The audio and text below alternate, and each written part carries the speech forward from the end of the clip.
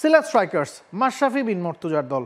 এবারও মাশরাফি সিলেটের ডেরায় আছেন, তবে খেলতে পারবেন কিনা তা নিয়ে সন্দেহ আছে। সম্ভবত মেন্টরের রোলটাই প্লে করতে যাচ্ছেন মাশরাফি, সে কারণেই তানজিম সাকিবের ছবিটা দেওয়া।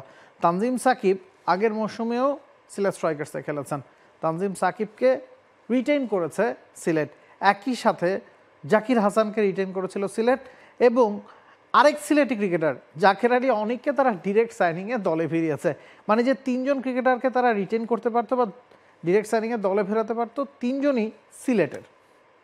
এবং ড্রাফটে গিয়েও সিলেটের দিকে তাদের কি নজর ছিল মনে হয় না। ওই তিনজন ক্রিকেটার সিলেটের, আবু জায়েদ রাহি বা ইবাদত বা খালেদ, তারা কিন্তু সিলেটের ডেরায় নাই। সম্ভাব্য একাদশটা আমরা দেখব, স্কোয়াডটা পর্যালোচনা করব। যদি স্কোয়াডটা দেখি, তানজিম সাকিব, জাকির হাসান, জাকির আলী অনেককে তারা আগেই ধরে রেখেছিল ড্রাফটে যাওয়ার আগে। মাশরাফি বিন মর্তুজাকে তারা ড্রাফট থেকে দলে নিয়েছে, রনি তালুকদারকে তারা সাইন করিয়েছে, আলামিন সিনিয়র এই দলটাতে আছেন, left arm spinner Arafat Sunny আছেন, রুয়েল মিয়া আছেন, মিডল অর্ডার বা লেট মিডল অর্ডারে হাই স্ট্রাইকারে ব্যাটিং করতে পারে আরিফুল হককে তারা দলে নিয়েছে, লেফট আর্ম স্পিনার গেল মৌসুমে দারুণ পারফর্ম করা নিহাদুজ্জামান সিলেটের হয়ে খেলবেন এবার, এবং right arm off spinner Nahidul Islam এই দলটাতে আছেন।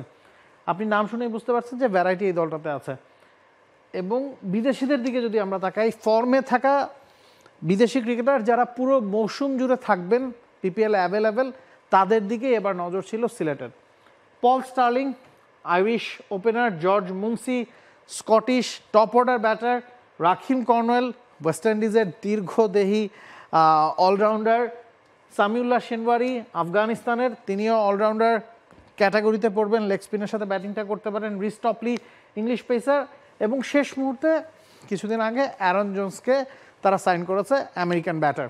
সম্ভাব্য একাদশটা যদি আমরা দেখি, Paul Stirling, Ronny Talukdar, George Munsey, Aaron Jones, মোটামুটি পাওয়ার হিটিং করার ক্যাপাবিলিটি রাখেন তিনজনই। অ্যারন জোন্সেও দারুণ ফর্মে আছেন, আমেরিকান ক্রিকেটার হলেও এর আগে রংপুরের ডেরায় তিনি ছিলেন, যদিও ম্যাচ খেলার সুযোগ পাননি। এবার হয়তো সেই সুযোগটা অ্যারন জোন্স পাবেন।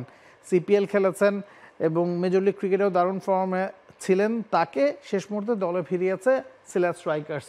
পাওয়ার packed top order batting Sylhet স্ট্রাইকার্সের সম্ভাব্য একাদশে আমরা দেখতে পাচ্ছি।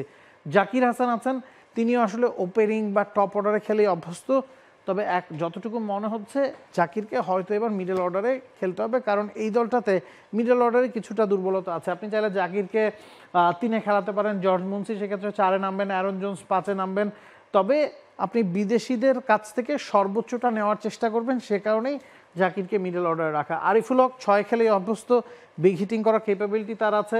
তানজিম সাকিব আছেন এই দলটায়, নিহাদুজ্জামানের লেফট আর্ম এবং রাইট আর্ম অফ স্পিনের সাথে রিস টপলির পেস।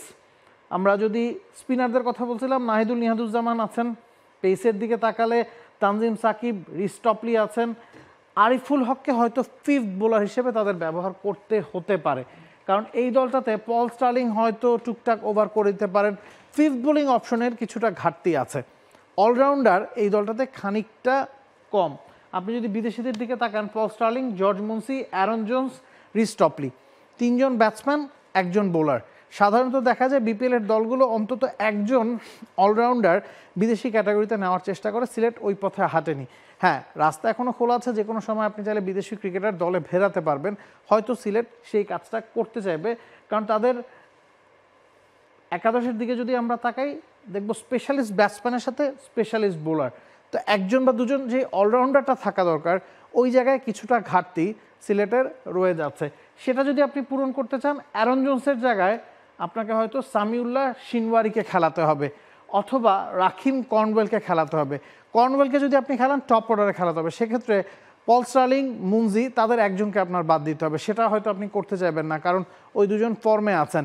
তো একটাই অপশন সিলেটের কাছে আছে, যদি তারা ফিফথ বোলিং অপশনটাকে আরেকটু স্ট্রেংথেনিং করতে চায়, সেক্ষেত্রে সামিউল্লাহ শিনওয়ারিকে আপনাকে অ্যারন জোন্সের জায়গায় খেলাতে হবে। তো ওই ফিফথ বোলিং অপশন বা অলরাউন্ডারের কম থাকাটা সিলেটকে হয়তো একটু ভোগাতে পারে, নতুবা স্পেশালিস্ট ব্যাটসম্যান, স্পেশালিস্ট বোলার এই দলটাতে যথেষ্ট আছে। মোটামুটি ব্যালেন্সড একটা দল, ভালোই করবে এবারের সিলেট দল। বাংলাদেশ প্রিমিয়ার লিগ 2025, 7টি দলের জমজমাট লড়াইয়ে মাতবে পুরো দেশ। দেখতে চোখ রাখুন টি স্পোর্টস নেটওয়ার্কে।